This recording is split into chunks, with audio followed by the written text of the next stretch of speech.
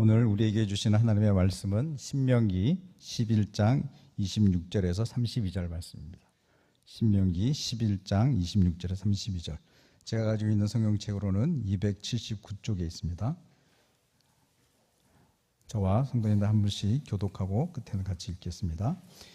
내가 오늘 복과 저주를 너희 앞에 두나니 너희가 만일 내가 오늘 너희에게 명하는 너희의 하나님 여호와의 명령을 들으면 복이 될 것이요 너희가 만일 내가 오늘 너희에게 명령하는 도에서 돌이켜 떠나 너희의 하나님 여호와의 명령을 듣지 아니하고 본래 알지 못하던 다른 신들을 따르면 저주를 받으리라.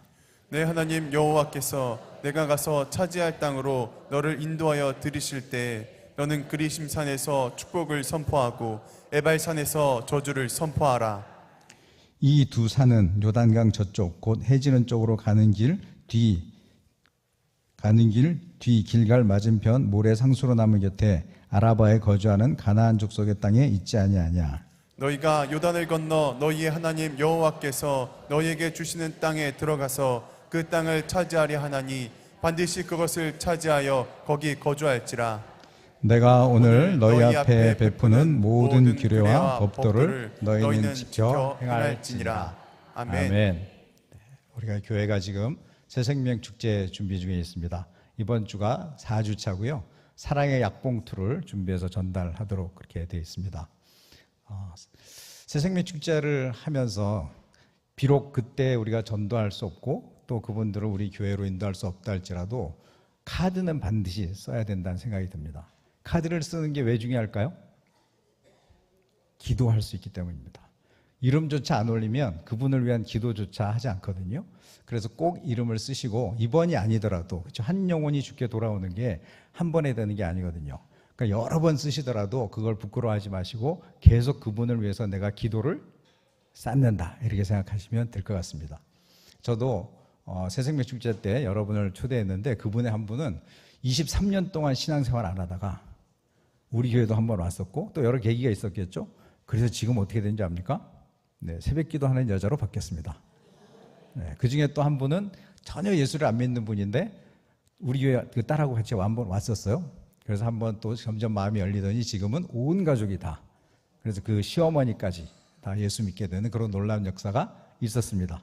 그러니까 여러분이 새생명 축제를 귀하게 여기고 기도하고 그랬으면 좋겠습니다. 제가 그러면 이제 더 해피데이 그러면 어떻게 한다고요? 네, 그렇게 하시면 됩니다. 자, 더 해피데이. 더 행복했으면 좋겠습니다. 한 번 더 하겠습니다. 더 해피데이. 네, 내 이름으로 일컫는 내 백성이 그들의 악한 길에서 떠나 스스로 낮추고 기도하여 내 얼굴을 찾으면 내가 하늘에서 듣고 그들의 죄를 사하고 그들의 땅을 고칠지라. 아멘. 우리가 야베스 기도 첫 번째 날, 아마 암송은 이 구절을 많이 하고 계실 겁니다. 그렇죠? 첫 번째 구절이니까. 자, 우리가 야베스를 하는 가장 축복이 뭘까라고 생각해 보면요, 여러 기도 제목도 있지만 가장 중요한 게 하나님의 얼굴을 구할 수 있다는 것 같아요. 평상시는 좀 멀리 있었는데 이 야베스를 통해서 하나님의 얼굴을 더 가까이 구할 수 있는 시간이 된다는 게 큰 축복인 줄 압니다. 어느덧 벌써 이제 4번밖에 남지 않았는데 남은 시간들 더 사모하면서 특별히 금요일 날 저녁 때 우리가 나와서 깊이 기도할 수 있는 시간이 있다는 게 얼마나 좋은지 모르겠습니다. 특별히 10월 27일 날 저희도 새터민들 분들하고 섬김이들하고 같이 19분이 가서 시청력 좋은 자리를 잡아서 스크린 앞에서 앉아서 같이 예배를 드렸는데 그 어느 때보다 성령의 감동이 있었던 것 같아요. 왜냐하면 너무 이게 안타깝고 간절한 시간이었기 때문에. 특별히 김양재 목사님의 그 애절한 기도 기억나십니까? 그게 애간장을 찢는다라는 표현이 아마 그 기도 아니었을까. 그때 저도 울컥하면서 많이 울면서 기도를 했는데 우리가 그 기도의 불이 그냥 그때 서울에서 끝나는 것이 아니라 막 전국으로 확산됐으면 좋겠습니다. 네, 우리 한번 PPT 한번 보여주실까요? 우리 교회에 이런 게 있습니다. 혹시 보셨습니까? 네, 교회가 하도 넓어서 어디인지 잘 모르시죠? 지하 1층 잠옷실 그 벽면에 보면 우리 새터민들이, 북한에서 내려온 분들이 최근에 이런 운동을 하고 있어요. 내 고향에 내 교회를 지어보자. 그래서 지금 이름을 자기 마음대로 짓는 거예요. 이렇게. 그 중에서 진짜 백살구 교회라고 있습니다. 백살구. 네, 북한에 만나는 백살구가 있답니다. 그래서 저는 다른 교회보다 그 교회 꼭 가고 싶어요. 네, 나중에 가서 꼭 백살구 같이 먹으면서 야, 옛날에 우리가 그 얘기 했는데 우리가 여기 가서 이걸 먹고 있네. 그렇죠? 그래서 제가 그 10월 27일 그 다음 날 새벽 기도를 하다가 저 이미지가 제 머릿속에 있으니까 지금 현재 저희가 32개 교회를 세우고 있거든요. 그래서 저희는 한 100개 교회를 세우면 좋겠다. 우리 탈북민들이 많잖아요, 우리 교회. 그래서 자기 고향 교회 이미지를 정하는 거예요. 특히 북한은요, 교회를 지을 필요가 없답니다. 왜 그런지 아세요? 이미 그 전체 마을의 가장 좋은 자리에 모든 동네 사람들이 다 들어가도 될 만한 그런 큰 연회장이 있는 거예요. 왜냐하면 거기서 전체 학습도 하고 자아비판도 하고 막 그러잖아요. 그러니까 그게 건물을 지을 필요가 없습니다. 가가지고 십자가만 딱 걸면 교회가 되는 거예요. 아멘이시죠? 근데 너무 건축비도 하나도 안 듭니다. 하나님이 다 준비해 놓으셨어요. 그래서 저거를 머릿속에 가지고 있으면서 그 다음날 아침에 기도를 하는데, 야, 우리가 서울에서 지금 모였었잖아요. 그게 지금 전국으로 이렇게 확산되면 좋겠다. 그래서 강원도를 부르고, 강원도에 있는 도시들을 부르고, 그 다음에 충청도를 부르고, 도시들을 부르고, 막 이런 기도를 했거든요. 그랬더니 생각보다 제가 지방에 있는 도시 이름을 잘 모르더라고요. 그래서 우리가 많이 알고 그렇게, 그래서 진짜 저 불이 서울에서 저 북한에 간 것처럼 저 불이 동일하게 남쪽에도 가고, 그래서 이 성령의 바람이, 성령의 기도 운동이 확 일어나기를 소망합니다. 자, 우리 옆분하고 한번 인사하실까요? 우리가 기도의 불씨입니다. 이렇게 기도하겠습니다. 네, 제가 오늘은 설교를 좀, 우리 그 박성규 목사님 계셨잖아요. 네, 그분이 파워포인트를 해가지고 저도 한번 보고 베껴서 한번 해보려고 이렇게 해봤습니다. 한번 새로운 포맷이니까 한번 보시고요. 자, 자, 오늘 읽었던 말씀은 신명기 11장에 복과 저주를 너희 앞에 둔다 이렇게 되는 거예요. 그러니까 결론적으로는 복과 저주를 누가 선택할 수 있다? 내가 선택할 수 있다 이런 거예요. 그래서 하나님의 말씀을 잘 들으면 아주 심플합니다. 사실 성경이 복잡할 것 같죠? 근데 생각보다 되게 심플해요. 즉 말씀을 따라 잘 살면 어떻게 된다? 복 받는 사람이 되고, 말씀을 따라 살지 않고 하나님을 버리고 다른 신을 섬기면 어떻게 된다? 저주로 받는다. 너무 심플하죠? 네, 그래서 이게 어디에 적혀 있냐면 신명기에 되어 있어요. 자, 신명기는 어떤 책인가? 신명기는요, 모세가 가나안 땅에 들어갔나요? 못 들어갔나요? 못 들어갔습니다. 하나님이 너는 여기까지다 그럴 때 자기가 거길 떠나기 전에 광야 1세대들은 다 죽었거든요. 근데 지금은 광야 2세대들이 가나안 땅에 들어가야 되는 거예요. 그래서 그 사람들한테 마지막 모세가 남겨놓은 고별 설교와 그 다음에 레위기를 다시 설명해가지고, 그래서 신이 다시 신자예요. 그래서 다시 명령을 가르쳐준 책이다라고 하는 게 신명기죠. 그래서 우리 담임 목사님은 우리 부모님들이 가장 많이 읽어야 할 책이 무슨 책이라고요? 네, 너무 잘하시네요. 네. 신명기를 많이 읽으면, 왜냐하면 이게 다음 세대들을 위해서 너는 이렇게 살아야 돼라고 하는 책이기 때문에 그렇습니다. 자, 그런데 이 말씀에 오늘 아까 읽었던 거에 보면 이 말씀을 어디서 선포하라 하냐면 두 산이 나와요. 그리심산과 에발산. 저는 예전에 너무너무 궁금했어. 도대체 그리심산과 에발산이 뭔데, 실제로 여호수아가 들어가고 나서 그 이제 세겜에 있는 거거든요. 그래서 6지파가 그리심산에 섰고 6지파가 에발산에 서서 그리심산에서는 축복을 선포하고 에발산에서는 저주를 선포했거든요. 그래서 저 그리심산과 에발산이 어떻게 생겼을까 하고 너무 궁금했는데, 하나님의 은혜로 또 우리 성도님들 보내주셔서 제가 2018년 초에 이스라엘 갔다 왔잖아요. 그래서 여러분한테 보여드리겠습니다. 그리심산과 에발산이 이렇게 생겼습니다. 좀 멀리 있어서 잘 안 보이시죠? 그래서 제가 확대했습니다. 그리심산은 이렇게 생겼어요. 자, 그리심산은 살기 좋은 것 같습니까? 살기 나쁜 것 같습니까? 네, 좋은 곳입니다. 왜냐하면 그 밑에서 사람들이 엄청 많이 집을 짓고 살죠. 네, 우리가 생각했던 것보다 나무가 더 많았으면 풍성할 텐데, 그럼에도 불구하고 에발산을 보면 이렇게 생긴 거예요. 눈에 비교가 되십니까? 그러니까 하나님은요, 굉장히 심플하게 우리한테 시청각 교육을 해주시는 분이에요. 자, 너 눈으로 보이냐? 너가 말씀을 따라 살면 그리심산처럼 여기 나오는 이 풍성한 나무가 있고 꽃이 있는 것처럼 네 삶이 그렇게 풍성하고 부유할 거야. 근데 만약 네가 내 말을 따라 살지 않으면, 지금 에발산 봤냐? 완전히 돌산이죠. 나무 한 개도 없고요. 사람 하나도 살지 않아요. 근데 그게 딱 골짜기 하나를 두고 그렇게 차이가 나거든요. 그럴 수 있을까요? 신기하죠. 그러니까 하나님은, 그러니까 저기 서서 이렇게 보는 사람이면 금방 알 수 있겠죠. 자, 근데 있잖아요. 제가 이거 좀 더 하기 어렵고요. 이게 직접 우리가 눈으로 보고 찍은 사진이거든요. 이게 어디에 인터넷에서 갖고 온 사진이 아니고 이게 제가 직접 찍은 사진이 우리가. 근데 신기하게 보면 왼쪽 그리심산 위에 뭐가 있어요? 해가 있죠. 근데 오른쪽 에발산 위에 뭐가 있어요? 검은 구름이 있죠. 야, 이게 이렇게 시청각으로 이렇게 정확하게 시간 타이밍을 맞출 수 있을까 싶을 정도로 너무 명확하게 그리심산 위에는 따뜻한 해가 있고 우리의 삶이 풍성하구나. 근데 오른쪽에 에발산 위에 있던 검은 구름은 뭐냐면요, 그쪽에 사마리아 지역이거든요. 그쪽에서 폭탄이 터져가지고 검은 폭탄 그 구름이 따라온 거예요, 이렇게. 근데 신기하게도 그렇죠. 정확하게 빛과 어둠이 있는 것처럼. 자, 머릿속에 이제 평생 기억하시겠죠?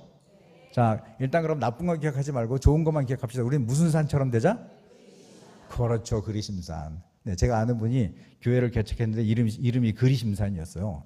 그래서 제가 성경도 모를 때 도대체 그리심산이 무슨 그리심인가? 뭘 그리나? 이러는 줄 알고 그랬는데 그리심산이 성경에 나오는 축복된 산입니다. 자, 그래서 우리의 삶이 그리심산처럼 되기를 원하는데 저는 이 시간에 두 사람의 인생을 좀 비교하고 싶습니다. 하나님의 말씀을 따라 제대로 산 사람 누구라고요? 요셉. 오늘 아침에 공교롭게도 담임 목사님 요셉 엄청 말씀하셨잖아요. 그래서 제가 설교를 준비했는데 더 이상 할 말이 없다. 이미 다 해주셨기 때문에. 자, 그럼에도 불구하고 정리를 해보면, 자, 요셉은 억울하게 팔려갔죠. 그래서 노예가 됐습니다. 사실은 야곱 밑에서 채속옷을 입을 정도로 사랑받는 귀한 아들이었잖아요. 왜 그랬냐? 라헬의 아들이었기 때문에 엄청 사랑받는 아들이 시기심을 받아가지고 팔려가지고 미디안 상인에 의해서 이제 애국까지 팔려와서 노예가 된 거예요. 근데 노예가 됐는데도 신실하게 살았습니다. 그걸 신태한탄하지 않고 형들을 내가 언젠가 잡아 죽이겠다고 하지 않고 그냥 내게 주어진 그 상황 가운데 열심히 살았어요. 그랬더니 노예가 점점 진급했다는 거예요. 어느 구약 학자의 이야기를 봤더니 맨 처음에 들판 노예였대. 그렇죠? 맨 처음에 잡아놓으면 들여서 시킬 거 아니에요? 근데 해보니까 얘가 되게 똘똘하고 열심히 잘해. 그랬더니 집안으로 들였어. 집안으로 들였더니 또 괜찮아. 그래가지고 이제는 시종을 하고 그 다음에 뭐예요? 총괄 지배인을 시킨 거예요. 근데 호텔 총괄 지배인 자리까지 올라갔다. 그런데 누가 유혹해요? 네, 이상한 여자가 유혹을 합니다. 네, 그 유혹이 근데 잘 생각해 보면요, 요셉이 유혹에 넘어가는 게 당연합니까? 넘어가지 않는 게 당연합니까?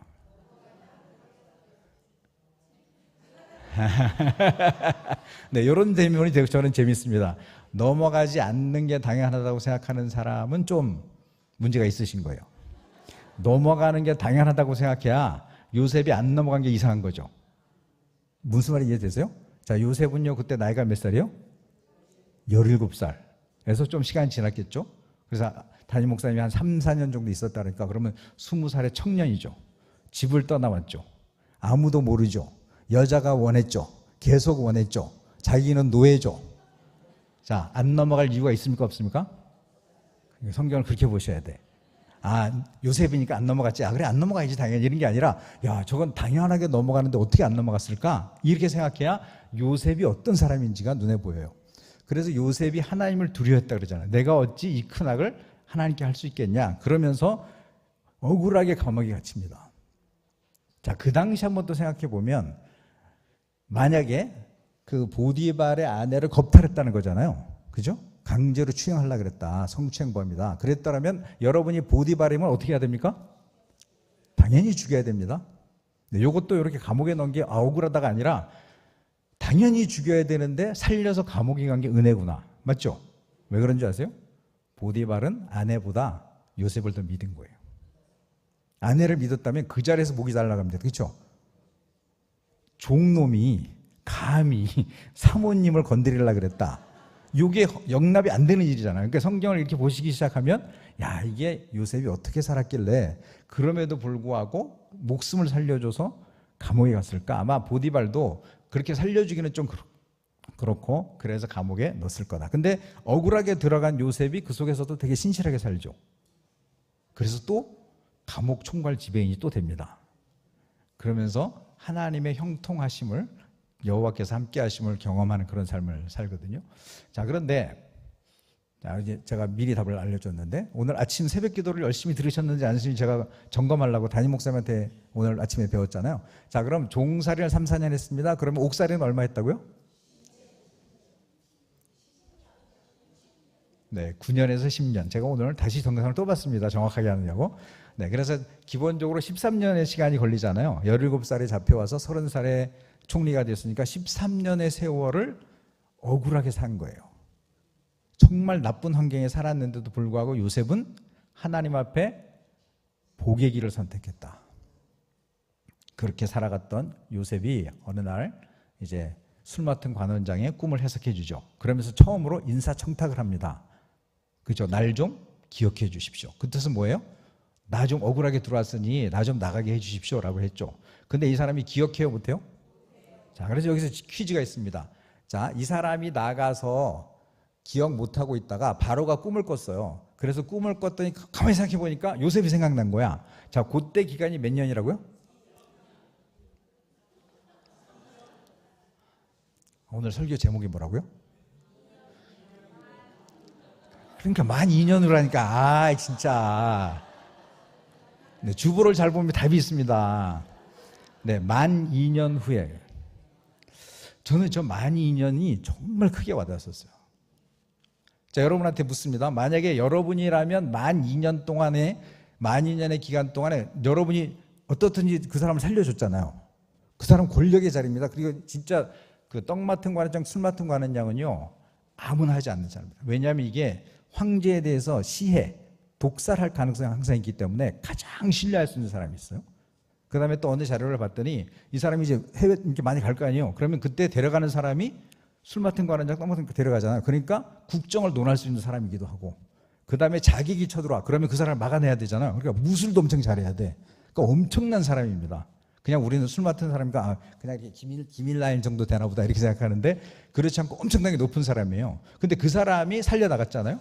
그럼 그 사람한테 연락을 여러분이 같으면 하시겠습니까? 안 하시겠습니까? 그렇지, 이젠 좀 따라오시네. 이거를 당연히 나는 안 해야지, 내가 왜 그걸 연락해, 순수하게 요셉처럼 살아야지가 아니라 나라면 연락했겠다. 그죠? 여러분 안 하겠습니까? 신세를, 그 억울한 삶을 벗어날 수 있는 좋은 기회인데 당연히 연락을 하죠. 근데 요셉은 했다 안 했다? 안 했다니까요. 여기에 있습니다. 만약에 요셉이 연락을 했으면 나갔겠죠. 그냥 전화 한 통하면 됩니다. 야, 요셉 관해줘. 알겠습니다. 그럼 나갔어. 그럼 나갔으면 어떻게 했을까요? 아주 나쁘게 봤으면 형들을 죽이러 찾아갔겠죠. 그렇죠? 칼을 차고 무술을 연습해가지고, 아니면 어디론가 떠나갔든지, 아니면 보디발의 아내를 죽이러 갔든지, 내가 그렇게 거룩하게 살았는데 너 때문에 내가 억울한 일을 살았다, 이런 별의별 얘기 다 있죠. 자, 그러면 나중에 바로가 꿈을 꿨을 때 요셉을 찾을 수 있어요 없어요? 못 찾는다니까요. 인터넷도 없는데 어떻게 찾겠습니까? 그래서 이 역사는 성경의 역사가 이어지지 않는 거예요. 만약에 자기의 힘으로 내 인생을 내가 바꿔가겠다고 만약에 앞섰더라면 요셉은 팔려나갔겠죠. 그래서 잠깐의 어려움은 극복할 수 있었겠죠. 노예에서 벗어날 수 있었겠죠. 억울한 삶을 벗어날 수 있을지 몰라도 우리가 알고 있는 성경의 스토리는 전개가 되지 않았을 거라는 거예요. 그래서 요셉을 요셉되게 했던 건 만 2년 동안에 침묵하면서, 내 인생의 주인은 누구라고요? 하나님이시다.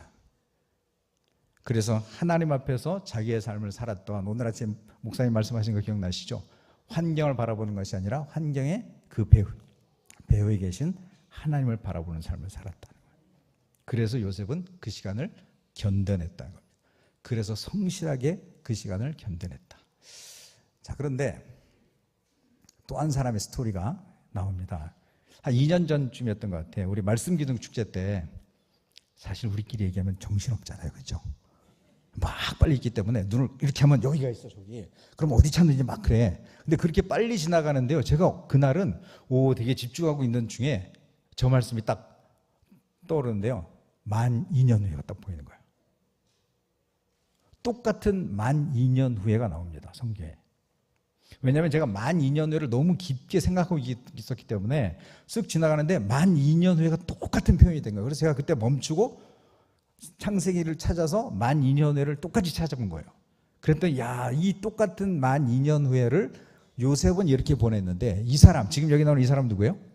압살롬입니다. 압살롬. 압살롬은 이 만 2년을 어떻게 보냈나라고 보면, 자, 압살롬에게는요 여동생이 있었습니다. 다말이라고 하는 너무너무 이쁜 여자가 있었는데 암논이 있었고요, 길랍이 있었고, 그 다음에 압살롬이 이렇게 세 순서거든요. 근데 암논이 이제 이복 형이죠. 그런데 다윗의 첫째 아들이에요. 근데 이놈이 약간 개망난이에요. 그래서 그 다말을 사랑한 것처럼 했지만 사실은 그게 사랑이 아니라 진짜 성욕이죠. 성경을 잘 아시잖아요. 그래서 강제로 겁탈하고 그 다음에 바로 버려버렸거든요. 그럴 때 이 압살롬이 그 얘기를 듣고 너 가만히 있어라 하고 그 여자 동생의 입을 다물고, 얘는 지금 무슨 생각이 사로잡힌 거예요? 암논을 죽여버려야 되겠다. 자, 그 기간이 얼마라고요? 만 2년. 자, 그럼 압살롬은 평상시에 사람들의 눈에 암논을 죽이는 표정을 지었을까요? 안 지었을까요? 안 짓지 당연히. 만약에 그렇게 했더라면 암논이 양털 깎는 데 나타나요? 안 나타나요? 안 나타났겠죠. 그러니까 철저하게 압살롬은 속과 겉이 다른 인생을 사는 거죠. 예배도 잘 드렸겠죠. 찬양도 열심히 했겠죠. 참 성스러운 표현인데, 그러니까 다윗도 압살롬에 대해서 전혀 긴장하지 않잖아요. 암논도 전혀 긴장하지 않잖아요. 그럴 때 양털 깎는다는 축제를 빌미 삼아서 이때는 됐다, 이제 모든 사람들이 긴장감이 다 풀어졌으니까 이때 데리고 와서 술을 장창 먹여서 죽여버리자. 그래서 죽였잖아요. 자, 그럴 때 압살롬이 보냈던 2년은 너무너무 지옥 같은 생활이었을 거 아니에요. 늘 머릿속에 내가 어떤 계획을 짜서 어떻게 해서 어떻게 깜짝하지 죽일 건가라고 하는 것을 늘 생각했고, 늘 시뮬레이션 했고, 늘 부하들을 데리고 연습을 했겠죠. 언제 오면 어떤 수를 먹이고 어떻게 해서 널 어떻게 죽여라, 내가 신호가 모르고 가고, 이렇게 했을 거라는 생각을 하니까 압살롬의 인생이 너무 안쓰러운 거예요. 그래서 이 둘을 비교해 봤더니 요셉은 노예였지만 하나님을 주인으로 모시고 복된 길을 선택했잖아요. 압살롬은요 왕자였습니다. 누구의 아들이라고요? 다윗의 세 번째 아들. 소위 우리가 말하는 금수저죠. 그래서 성경에 보면 머리부터 발끝까지 정말 잘생겼다 이렇게 표현이 나와요. 너무너무 지략가이기도 하고 추진력도 좋고, 그 다음에 너무 잘생긴, 그냥 가만히 있었으면 어쩌면 암논이 잘못했잖아요. 그러면 그 다음에 둘째 아들은 벌써 죽었다니까요. 그럼 자기는 정말 가만히 있었으면 왕이 될 수 있는 가능성이 있는데, 자기가 스스로 내가 주인이 돼서 하나님께 맡기지 않고 내가 주인이 돼서 저놈을 죽여야 되겠다고 하는 인생 바람에 압살롬은 잘 아시는 것처럼 나중에 처참하게 죽잖아요. 다윗을 어렵게 만들고 왕조가 굉장히 흔들리게 하면서 자기 아버지의 후궁들을 욕보이면서 어마어마한 짓을 저지르면서 그 머리가 너무 길어가지고 나무에 걸려가지고 비참하게 죽어가잖아요. 왕자가. 그러니까 그런 인생을 선택했다는 걸 생각해 볼 때 우리에게 어떤 선택을 할 것인가. 이 말씀 언제 들으셨는지 기억나시나요? 이번 주 주일이었습니다. 주일 설교 때 담임 목사님이 하셨습니다. 이 말씀을. 그래서 무엇이 있다 없다가 중요한 게 아니라 그걸 어떻게 해석하냐, 그러니까 의미를 발견하는 게 되게 중요하다는 거예요. 자, 그래서 한 분을 소개하도록 하겠습니다. 에이미 월린스라고 하는 이 여성은요, 1살 때 다리 정강이 밑에를 잘라내는 수술을 했습니다. 태어날 때부터 그 밑에가 없었던 거예요. 근데 거기서 포기하지 않고 저런 특수 의족을 끼고 운동선수가 됐습니다. 100m를 얼마에 뛰었다고요? 네, 15초에 뛰었습니다. 네, 사지멀쩡한 저보다 빨리 뛰었습니다. 그렇게 하면서 유명한 운동선수가 됐고요. 그 다음에 저렇게 또 장애인이지만 또 영화도 찍고 뭐 이렇게 유명한 사람이 됐어요. 자, 저분이 신고 있는 의족입니다. 의족. 자, 저 의족의 특징이 뭘까요? 네, 시간이 없어서 답을 빨리 하겠습니다.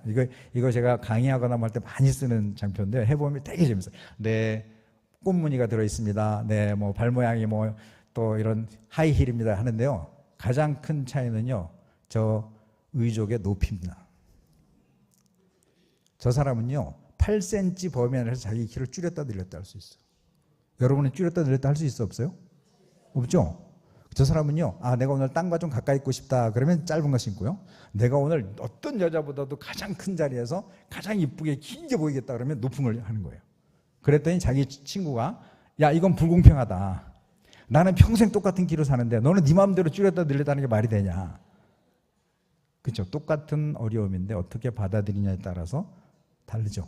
그래서 이 에이미 멀린스가 했던 말이 이렇게 있습니다. 역경을 부정하고 피하고 숨는 데 공을 들이기보다 그 안에 감춰진 기회를 찾는 데 공을 들여라.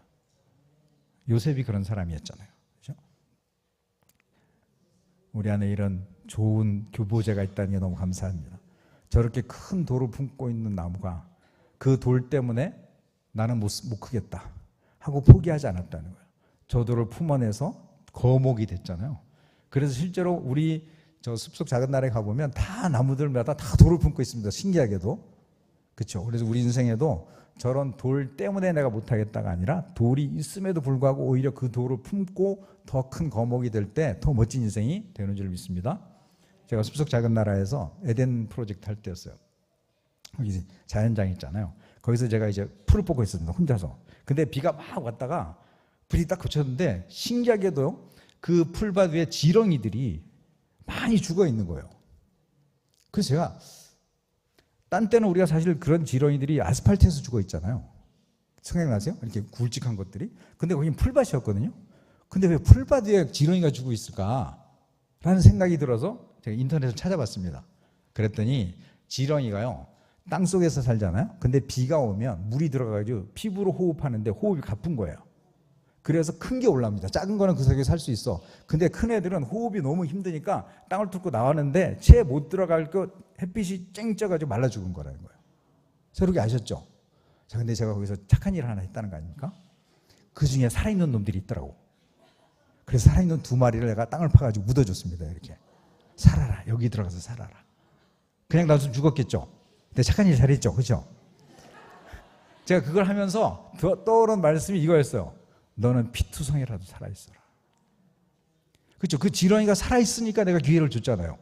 만약에 죽었더라면 내가 무슨 뭐 부활의 능력이 있는 것도 아니고 그런 기회가 없는데 걔가 살아있으니까 그 다음에 땅을 파서 줄 수 있는 기회가 있잖아요. 우리가 지금 야베스를 하는 목적이 뭘까요? 내가 살기 위해서죠. 하나님, 나 살고 싶어요. 내가 하나님과 교제하고 싶어요. 나 이대로 죽고 싶지 않습니다. 그래서 산자로 죽어라, 이런 말씀 기억나시죠? 담임 목사님이. 압살롬은요, 산자였죠. 왕자였어요. 그러나 그의 삶은 죽은 자였죠. 그러고 죽었죠. 그런데 요셉은 겉으로 보기에는 너무 말도 안 되는 노예 같은 존재였지만 늘 살아 있었습니다. 산자로 살다가 산자로 죽은 자 요셉. 압살롬은 어마어마한 사람이었지만 죽은 자로 살다가 죽어버린 사람 압살롬. 그럼 우리는 어떤 선택을 할 건가? 그런 얘기죠. 제가 울산에서 택시 타서 전도를 했습니다. 그랬더니 그분이 이렇게 말씀하셔요. 저도 예수님이 믿고 싶습니다. 그런데 우리 아내가 하나님께 너무 마음을 아프게 해드려서 제가 죄송해서 예수를 못 믿겠습니다. 아니, 이게 무슨 말입니까? 자기 아내가 암이 걸렸었대요. 그래서 늘 병원에 가보면 찬송가를 틀어놓고 그렇게 하나님을 신실하게 모시던 사람이 어느 날 갔더니 택시 운전하니까 왔다 갔다 했을 거 아니에요? 들어갔더니 자기 보고 신권 20만 원만 만들어달라 그러더래요. 그래서 만들어서 줬더니 그 다음에 또 한번 갔더니 그 다음에는 불경이 나오는 거야. 당신이 왜 그러냐고 그랬더니 뭐 이제 하나님 믿고 기도했더니 뭐 병도 안 낫고 불교 거기 울산은 불교가 엄청 세거든요. 사람들이 그럼 이게 불교를 믿어보라고. 근데 결론은 돌아가셨어요. 근데 돌아갈 때 유언이 뭐였냐면 여보 나 49제 올려줘.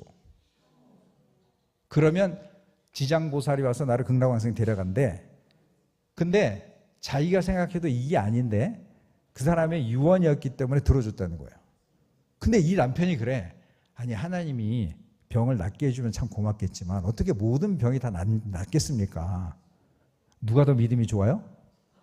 남편이 더 믿음이 좋아요. 그러니까 우리가 내가 주인이 돼서 내가 원하는 걸 얻지 않으면 난 하나님 필요 없다고 말하는 압살롬 같은 존재로 살면 그렇게 되는 거예요. 그런 사람이 죽은 자로 살다가 죽어버리는 거잖아요.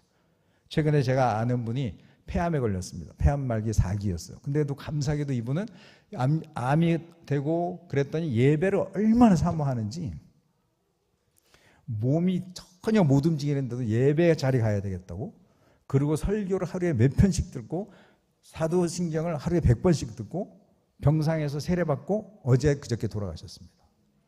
너무 안타깝게도 67세로 돌아가셨지만 저는 그분이 너무 지혜로운 분이라고 생각해요. 천국을 준비하셨잖아요.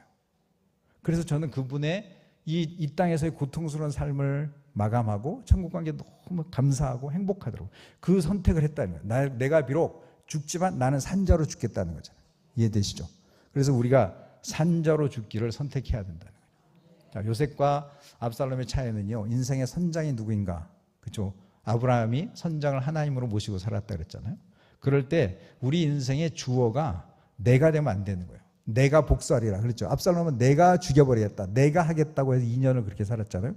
그런데 요셉은 하나님께 맡기고 하나님이 주인 되어서, 그래서 인생에 대한 해석을 나중에 형들이 이렇게 얘기합니다. 야, 만약에 저 요셉이 우리를 죽이면 어떻게 하지? 그러다가 아버지가 살아계실 때 동안은 사실은 별 문제 없었어요.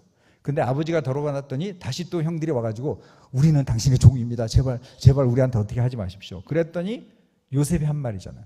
내가 하나님을 대신하겠습니까? 형들이 나를 팔은지 모르지만 나를 이곳에 보내신 분은 하나님이시고 형들이 아닙니다. 내 인생의 주인은 하나님이십니다. 자기 인생의 해석을 하나님으로 할 줄 아는 사람, 주어를 하나님으로 놓고 살 수 있는 사람이 복받은 인생인 줄 압니다. 우리 인생도 그렇게 됐으면 좋겠습니다. 내가 주인이 되지 않고 하나님이 주인이 되시도록. 인생은 어떤 일이 벌어지느냐가 중요한 게 아니라 그 일에 대한 해석에 달려 있습니다. 저는 이 말을 너무너무 귀하게 여기는데요, 한참 됐습니다. 늘 생각합니다. 해석이 중요하다. 어떤 일이 잘 돼서 잘 된다 그러면 압살롬은 행복했겠죠. 그렇죠? 왕자였잖아요. 어마어마한 걸 가졌죠. 그러나 그는 지옥 같은 삶을 살다가 그렇게 비참하게 죽은 인생이 됐습니다. 그러므로 우리에게 어떤 일이 있다, 어떤 조건이 중요하다는 게 아니라 내가 그 모든 것들을 하나님 안에서 어떻게 해석할 수 있느냐, 해석 능력이 훨씬 더 중요하다는 거예요. 자, 마지막으로 요셉과 압살롬의 차이는요, 시간에 대한 개념이 있었습니다. 크로노스, 카이로스 얘기하잖아요. 그래서 크로노스는 그냥 이렇게 수평의 시간이 흘러갑니다. 2000년, 2024년 이렇게 흘러가듯이 수평의 시간이에요. 그냥 물리적 시간입니다. 그런데 카이로스는요, 하나님의 시간이에요. 그래서 하늘의 시간입니다. 그런데 압살롬은 자기가 내 시간을 땡기겠다고 자기가 만들었죠. 근데 요셉은 언젠지 모르는 거예요, 사실. 만 2년 후인지 만 20년 후인지 모르지만 나는 오늘 하나님의 때를 기다리면서 그 시간을 하나님께 의지하고 살겠다라고 살았다는 거예요. 우리 인생에도 카이로스의 시간이 내일 올 수도 있습니다. 아니면 30년 후에 올 수도 있고요. 모세는 40년 후에 왔잖아요. 기억나시죠? 하나님의 때를 기다리면서 우리는 그 앞에서 성실하게 살아가는 거죠. 오늘 큐티 본문입니다. 같이 한번 읽어볼까요? 우리가 선을 행하되 낙심하지 말지니 포기하지 아니하면 때가 이름에 거두리라. 아멘. 때가 이를 때까지 우리는 포기하지 않는 겁니다. 아멘이십니까? 그때는 누가 한다고요? 하나님이 하십니다. 여러분이 그때를 만들려 하시면 안 됩니다. 압살롬처럼 이때면 됐다 하고 하시면 안 되는 거예요. 하나님이 아니라 그러면 아닐 때까지 순수하게 기다리면서, 때로는 너무 지치고 힘들겠죠. 그러나 우리가 하나님의 얼굴을 구하면 하나님이 충분히 기다릴 시간을, 힘을 주실 줄 믿습니다. 자, 오늘의 결론입니다. 우리가 요셉처럼 살 수 있는 비결은 갈라디아서 2장 20절, 우리 다 같이 한번 읽겠습니다. 내가 그리스도와 함께 십자가에 못 박혔나니 그런즉 이제는 내가 사는 것이 아니요 오직 내 안에 그리스도께서 사시는 것이라. 이제 내가 육체 가운데 사는 것은 나를 사랑하사 나를 위하여 자기 자신을 버리신 하나님의 아들을 믿는 믿음 안에서 사는 것이라. 아멘. 이제는 내가 사는 게 아니라는 거예요. 우리가 예수를 믿음으로 받아들였다는 것은 예수님이 내 주인이 된다는 뜻입니다. 그래서 내가 임으로 내 시간표를 만들지 않겠다는 뜻이에요. 그분께 맡기고 그분이 하라는 대로 나는 순종하며 가겠습니다. 그것이 우리가 요셉처럼 사는 비결이고 그것이 우리가 압살롬처럼 살지 않는 비결인 줄 믿습니다. 이 시간 우리 짧게라도 함께 기도했으면 좋겠습니다. 하나님, 내 인생의 주인은 하나님이십니다. 내가 내 인생의 주인이 되지 않기를 소망하며 그 하나님의 때가 이룰 때까지 인내하며 기다리며 하나님을 바라는 인생 되게 도와주셔서 요셉처럼 살기를 소망합니다. 주여 한번 같이 부르고 같이 기도하겠습니다. 주여, 할렐루야. 아버지 하나님, 우리 인생 가운데 어떤 일이 벌어지는 것이 중요한 것이 아니라 하나님이 주인 되어 주어서 그 하나님의 섭리를 기다리며 하나님의 행하심을 기다리며 기다릴 줄 아는 그 믿음, 하나님 요셉처럼 아버지 억울한 일을 당했고 하나님 아버지 정말 나를 도와달라고 요청했지만 도움을 받지 못했던 그 순간에도 자기 인위적으로 그 문제를 해결하라고 하지 않았던 그 요셉처럼 하나님 아버지 그저 하나님의 믿음으로 순종하며 인내하며 나가는 우리가 되게 축복하여 주셔서 하나님 바라보게 하여 주시옵소서. 할렐루야. 하나님, 우리에게 주어진 상황과 환경이 중요한 것이 아니라 그것에 대해서 우리가 주인 되지 아니하고 하나님이 주인 되시며 하나님을 주어로 하는 인생이 되기를 소망합니다. 하나님의 때를 기다릴 수 있는 우리의 성숙한 믿음이 되게 도와주시고 하나님, 그래서 하나님이 때에 이를 때 그 하나님과 더불어 놀라운 역사를 경험하는 우리가 되게 하여 주시옵소서. 감사하며 예수님 이름으로 기도합니다. 아멘. 하늘에 계신 우리 아버지, 아버지의 이름을 거룩하게 하시며 아버지의 나라가 오게 하시며 아버지의 뜻이 하늘에서와 같이 땅에서도 이루어지게 하소서. 오늘 우리에게 일용할 양식을 주시고 우리가 우리에게 잘못한 사람을 용서하여 준 것 같이 우리 죄를 용서하여 주시고 우리를 시험에 빠지지 않게 하시고 악에서 구하소서. 나라와 권능과 영광이 영원히 아버지의 것입니다. 아멘.